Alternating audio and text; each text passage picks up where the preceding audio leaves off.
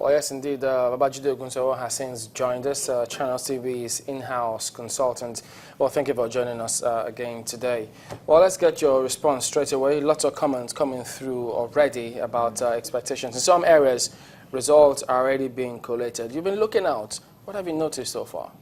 I'm interested. We're expecting all the results. Hopefully, we'll have the commission, INEC, clearly coming out to say, to share the results for each of the states. But at the moment, we all still have to hold on. We can't absolutely rely on the numbers that are being shared on the various social media platforms. But what we can, for viewers at home that are all hyped up and they want to hear what most likely will happen when the results are released. So again, we have 29 states that are going to be looked at critically regarding the governorship elections. There are 12 of these states that I would call the 12 disciples of the PDP. And the reason why I've called them the 12 disciples of the PDP are, they are the 12 states that have always been governed by the PDP since 1999. We also have one state from the APC that I also call APC's faithful wife, the only state that has seen an APC government all throughout the 4 elections since 1999, all throughout this 4th Republic, and that's Lagos. Well, let's look at this other 12 states, PDP-governed states since 1999. In the in the southeast, we have Abia, Enugu, and Ebonyi. Those are the 3 states in the southeast that have always been PDP, that have always been governed by the PDP. So it's going to be interesting to see how the results will come out from these 3 states in the southeast. In the south-south, we have Akwa Ibom, we have Cross River, and we have Delta State.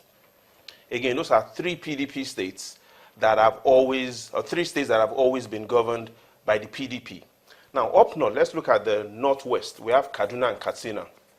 2 interesting states as well. Kaduna and Katsina have always been governed by the PDP. We're waiting anxiously to see what happens in those 2 states. And if you look at the north central, we have Niger, Benue, and Plateau, 3 states that have also always been governed by the PDP.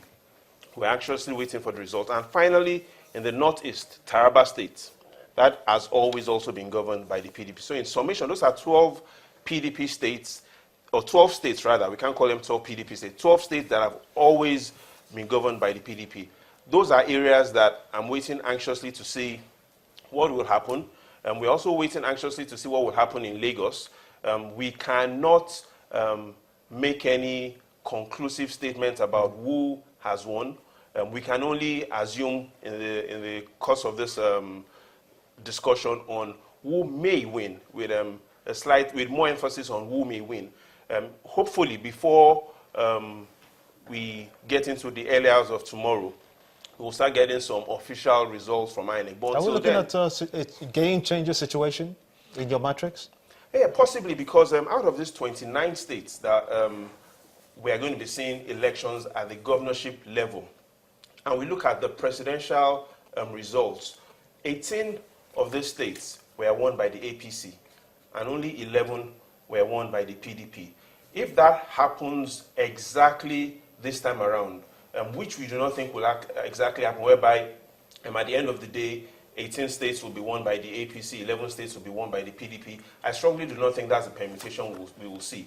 I think we will see quite a number of change. But if we clearly look at the emphasis on these 12 states that the PDP have never lost an election, the realistic assumption will be, even if they do lose, they most likely will not lose the majority of these 12 states, because you have 12 states that they've never lost before. Yes, this time around, they may lose some of these states, just as the APC's own bride is also up for grabs by the PDP, and there's nothing so certain about the results from Lagos State yet.